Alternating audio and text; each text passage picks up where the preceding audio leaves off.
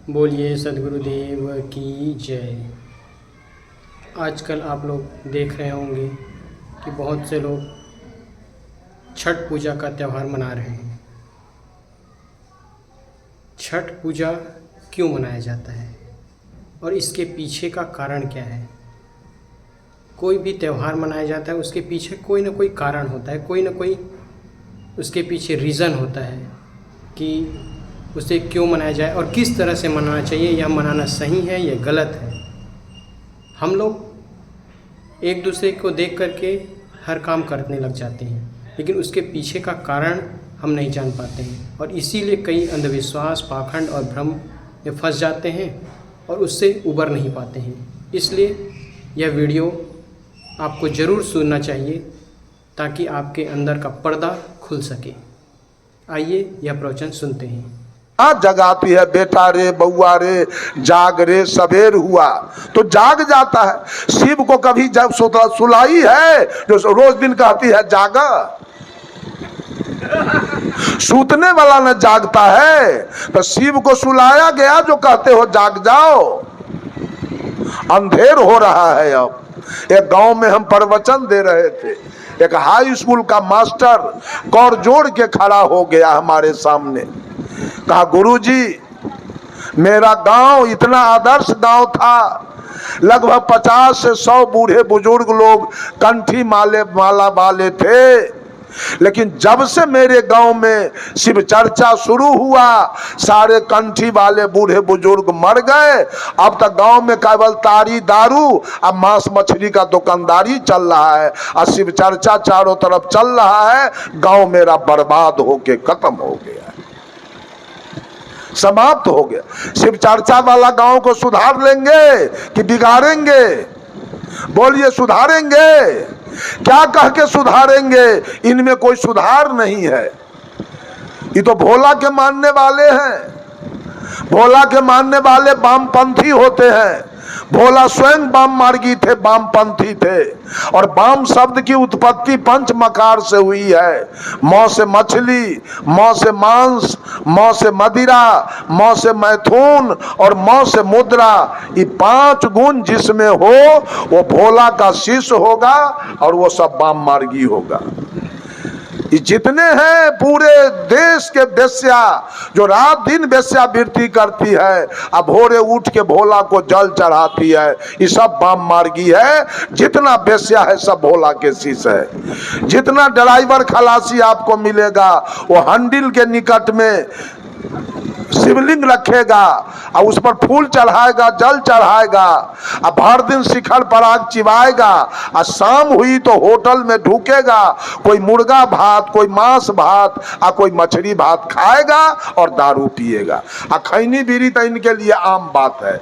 जितने बड़े लोग हैं उनके बेटा के ब्याह में, बेटी के ब्याह में, तिलक में, फलदान में, छठिहार में निश्चित रूप से बकरा कटाएगा। ये सारे लोग भी वामपंथी हैं और भोला के पुजारी हैं।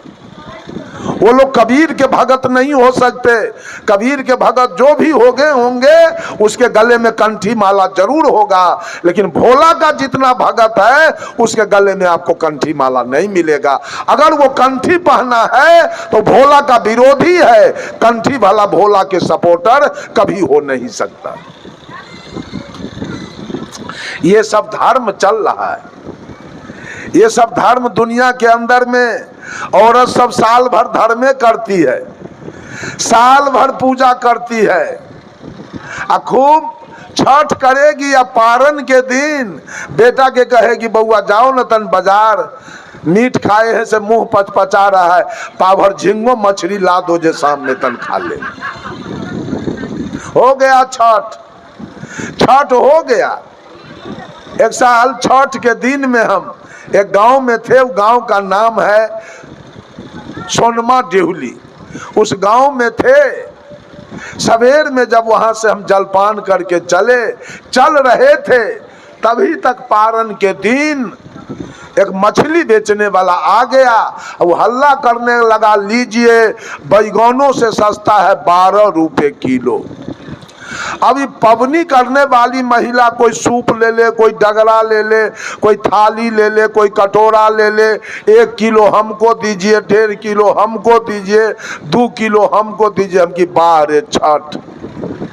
अब खूब ही पवनी करने वाली सब खूब पवनी कर रही है। इसका नाम है पवनी। मांस खाओ और पवनी करो। बकरी के बेटा के करेजी खाओ और पवनी करो और अपना बेटा के करेजी बचाओ। ये इनका पवनी चल रहा है। यही धर्म है, यही नेचर है, यही गुण है। आग में घी को जलाओ, यही धर्म है। अब पानी में जाके नहा लो, गंगा जमुना में, यही धर्म है।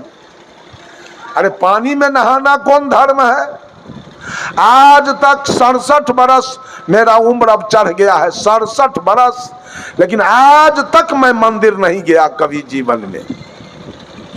आज तक न जाऊंगा, मर जाऊंगा, लेकिन मंदिर, मस्जिद, गिरजा, गुरुद्वारा मैं आज तक नहीं गया।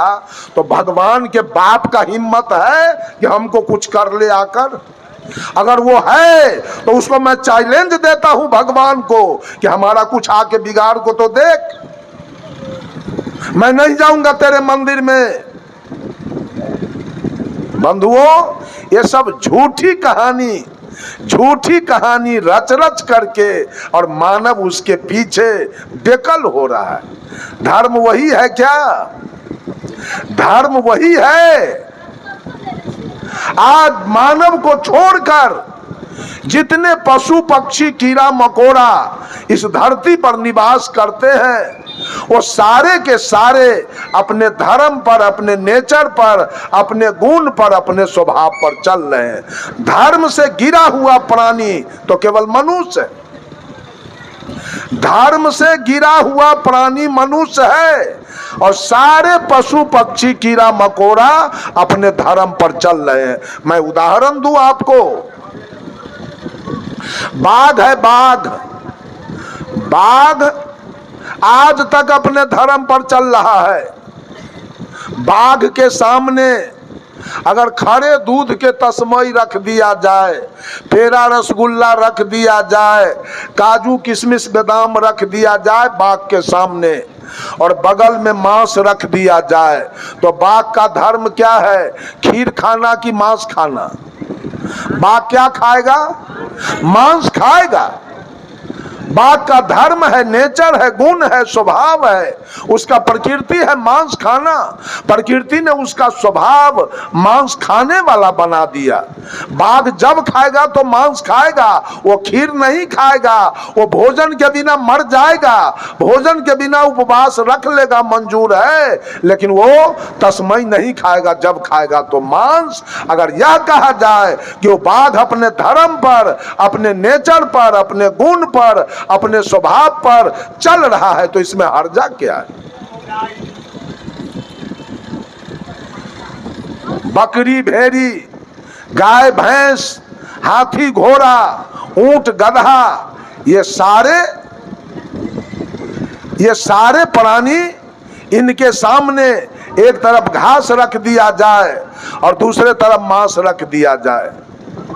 बकरी भेड़ी गाय भैंस के सामने एक तरफ घास रखा जाए और दूसरे तरफ मांस रख दिया जाए, क्या खाएंगे? घास खाएंगे, मर जाएंगे। मांस खाएंगे? मांस खाएंगे।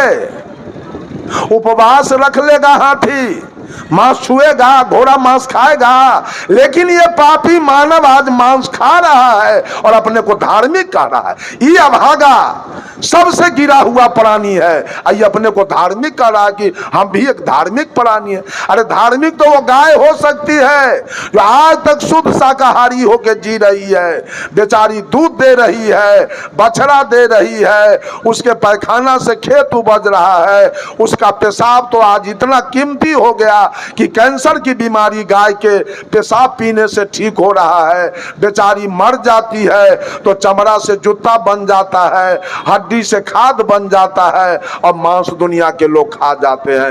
एक भी चीज उसका बर्बाद गया। धर्म पर तो गाय चल रही है, ये महिला कहाँ धर्म पर है? ये तो पबनी का करके मांस खाती है, मछली खाती है, पति को रे कहती है, और बेटी को सौतीन कहती है, और सास को 500 गाड़ी पड़ती है। धर्म पर ये है कि धर्म पर वो गाय है, धर्म पर वो भैंस है, धर्म पर वो बकरी है, धर्म पर वो भेड़ी है। कौन है धर्म पर? धर्म खोज रहे हैं। धर्म करना चाहिए, मंदिर में जाकर जल चढ़ा लेना और बकरी कटवा देना धर्म है क्या? ये कौन पापी कहा धर्म है? उस पापी को बोला के लाइए तो उससे हम बात करें। धर्म कहीं नहीं हो रहा है, हर जगह कुकर्म चल रहा है। और कुकर्म कराने वाले पंडित जी हैं, कुकर्म करवा रहे हैं सबसे। बंधुओं, एक कबीरपंथी, ध्यान से सुनना है तो सुनिए, अगल बगल से हल्ला होगा, हम मंच पर से उठ के चले जाएंगे। एक कबीरपंथी की बेटी, उसका विवाह धोखा से मांसाहारी परिवार में हो गया। जब वो लड़की ससुराल गई तो उसके सास, ननद, ससुर, भैंसुर कभी मांस बनाने के लिए, कभी मछली बनाने के लिए उसको कहने लगे। वो तो नैहर में कभी बनाई नहीं, नैहर में कभी खाई नहीं। उसने स्पष्ट जवाब दे दिया, मैं न बना सकती हूं और न मैं खा सकती हूं। ससुराल के लोग उसको प्रताड़ित करना शुरू किया, कोई गाली देवे, कोई मारे। तो एकांत में बैठ के जाके रोती थी और मन में सोचती थी, मेरे भाई बाप को क्या सूझा कि कसैया के गले में हमको लेके बांध दिया। इतना लंबा उम्र हम ये कसैया सबके साथ कैसे पार करेंगे, कैसे जिएंगे। रो रही थी एकांत में बैठ के। तभी एक इस लड़का के उम्र के, ये जो हमारा शिष्य है, इसके उम्र के या इससे भी कम उम्र के एक साधु यही उजला ड्रेस में चले जा रहे थे। वो महिला देख लिया साधु बाबा को, दौड़ के गई और साहेब बंदगी किया और कहती है, बाबा कहाँ चले हो? कहा, रे सत्संग में तो चले हैं नरियार, आओगे कब वापस? कहा कि परसों चले जाएंगे। बता दिया अपना घर, बाबा वही मेरा घर है, कल जरूर वापसी में मेरे यहाँ आना। साधु बाबा ने कहा ठीक है, मैं आऊंगा। ये महिला चली गई घर अपने। कल होके साधु बाबा वापस आए, उसके दरवाजे पर गए। ये महिला अपने घर में थी। साधु बाबा ने आवाज लगाया, महिला निकल के घर से बाहर आई और साधु बाबा को जाके साहेब बंदगी किया और बाबा से कहती है, बाबा इतना सवेरे? तो बाबा ने कहा कि कहीं सवेर में अबेर हो जाए। बात खत्म हो गया। अब साधु बाबा महिला से पूछते हैं कि दुल्हन तुम्हारे ससुर कहाँ है, सास कहाँ है, तुम्हारा दुल्हा कहाँ है? तो दुल्हन कहती है कि बाबा ससुर का तो अभी जन्म नहीं हुआ है, सास हमारी 2 बरस की है और दुल्हा मेरा 12 बरस का है। साधु बाबा ने कहा कुछ पंगत कराओगी? तो दुल्हन कहती है, बाबा पंगत तो आपको हम कराते, लेकिन यहाँ बसिया चलता है, ताजा नहीं चलता है। कहा तो बसिया हम नहीं पाते हैं। साधु बाबा उठ के चल दिया। जब साधु बाबा उठ के चल दिए तो गांव घर के औरत सब साधु के इस दुल्हन के बात को कान लगा के सुन रही थी। जो साधु चले औरत सब जाके इसके सास को कह दिया कि तुम्हारी पुतोह कितना बदचलन है, कितना बदमाश है। उस साधु से क्या सब बतिया रही थी, कह रही थी ससुर का जन्मे नहीं हुआ और सास है 2 बरस के। बताओ, जिसके ससुर का जन्म न हो और सास हो 2 बरस के, तो उसको पुतोह कहां से आ गई। अगर हमारी पुतोह होती तो आज हम घर से निकालते, आज उसको घर से हम निकाल देते। इसके सास को तो सुन के आग लग गई। ये 2-4 गो लड़का को कहती है, ए बाबू देखो तो बाबाजी कहाँ गया, उसको पकड़ के लाओ। लड़का सब गया और बाबाजी को पकड़ लिया, पकड़ के लाया। गांव के मुखिया जी को बुलाया गया, सरपंच जी को बुलाया गया, बूढ़े बुजुर्ग लोगों को बुलाया गया। उस दुल्हन को घर से निकाला गया और पंचायती शुरू हो गई। मुखिया जी ने पूछा साधु से, बाबा आपको क्या जरूरी था ये नई नवेली जुबती दुल्हन से बात करने का। साधु ने कहा, मुखिया जी हमको कोई जरूरी नहीं था इससे बात करने का, यही बुलाई है तो हम आए हैं, बिना बुलाए नहीं आए हैं। अरे तो आ गए तो क्या सब हुआ। अरे आए तो यही आके साहेब बंदगी किया और पूछती है बाबा इतना सवेरे, तो हम कह दिए कहीं सवेर में अबेर हो जाए। मुखिया जी ने पूछा इसका क्या जवाब है।